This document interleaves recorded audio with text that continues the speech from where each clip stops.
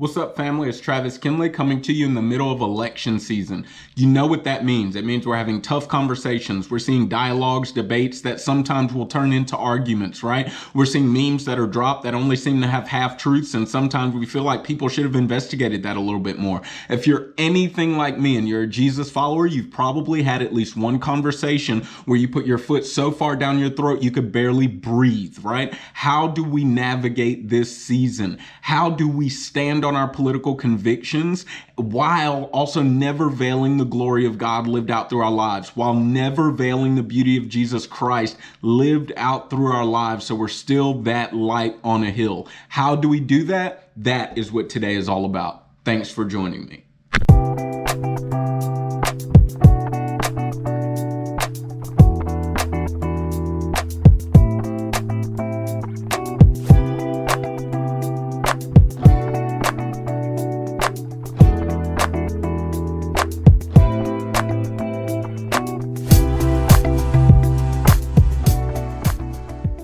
Thanks so much for joining me. So again, we're just rolling through how do we navigate this election season without sacrificing our political convictions, but also not covering the beauty of Jesus Christ from other people.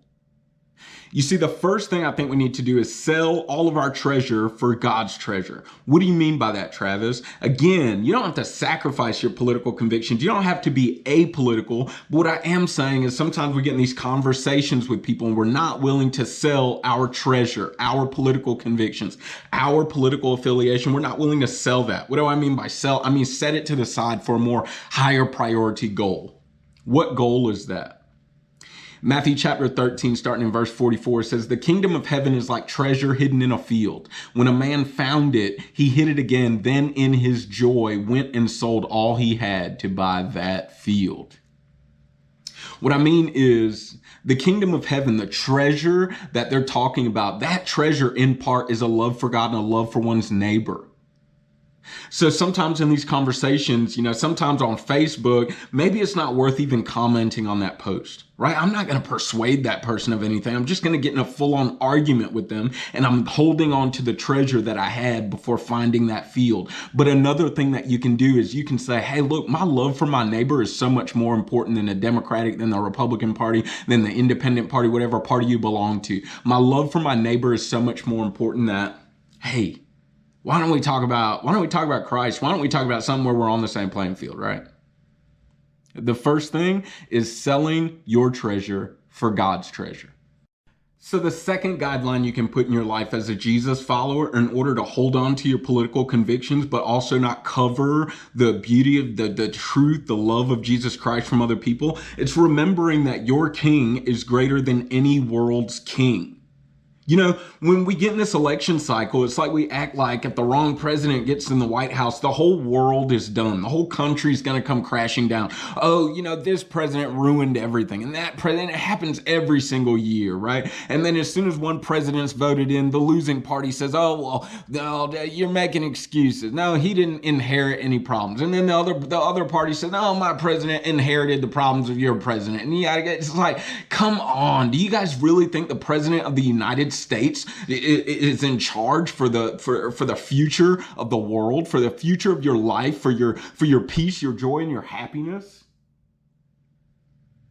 For Jesus followers, we need to be remembering that our King is greater than any world's king. As a matter of fact, our King fashions the hearts of the world's kings, of the world's kingdoms.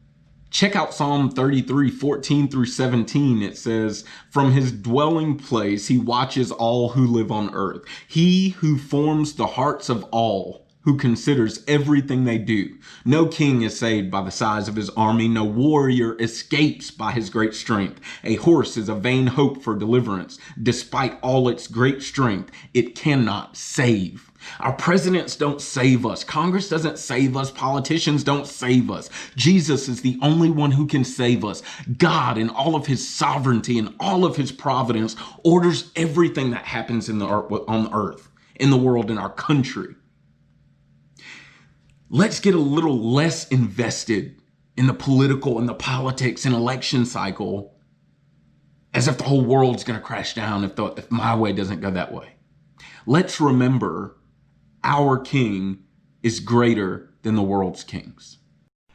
Okay, and lastly, we've really got to remember that there's no righteous political party. You see, one pattern that has been noticed by many and that I notice extremely often now is that we moralize politics as if my political view is right and the other political view is wrong.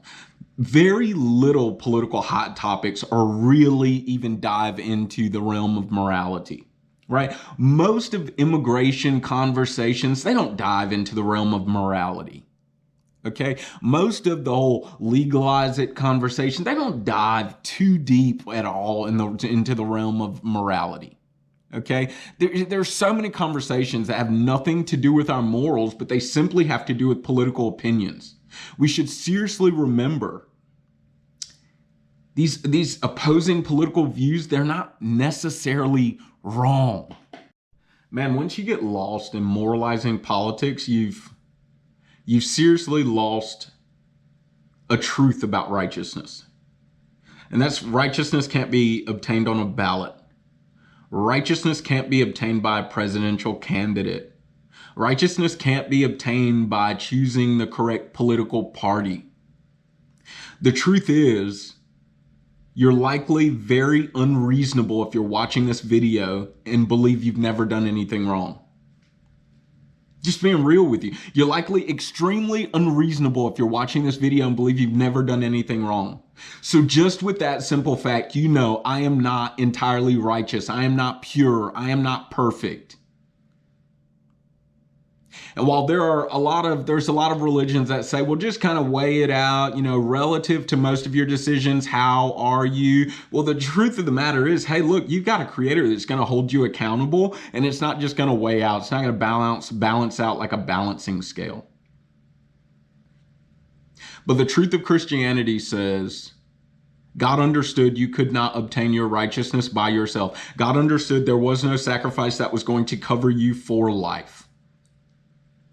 And then Paul in 1 Corinthians in chapter 1 and verse 30, he says, it is because of him, God, it is because of him that you are in Christ Jesus, who has become for us wisdom from God, that is our righteousness, holiness, and redemption. Listen, the Republican Party, the Democrats, Joe Biden, Donald J. Trump, none of them can give you righteousness. It is only Jesus the Christ that can give you righteousness by faith in him and by faith in him alone. So I'll tell you what I'm trying to do this election season. I want to have zero conversations with people that cause any sort of argument. I want to make it all the way to January without my foot going down my throat. I want to love my friends and love my enemies, and I desire for no one to know how I vote. I desire not even to get into it. I desire for the beauty of Jesus Christ to be seen so much more through my words, through any meme I post, through any Facebook post. I desire for the beauty, the glory of Jesus Christ, the glory of God to shine through my life so much brighter than the 30 seconds it's going to take me to vote. Join me in that challenge. Join me in that challenge. Love your neighbor as you love yourself, even more so, love your neighbor as you have been loved. It's Travis Kinley, Springfield, Missouri. I can't wait to see you next time.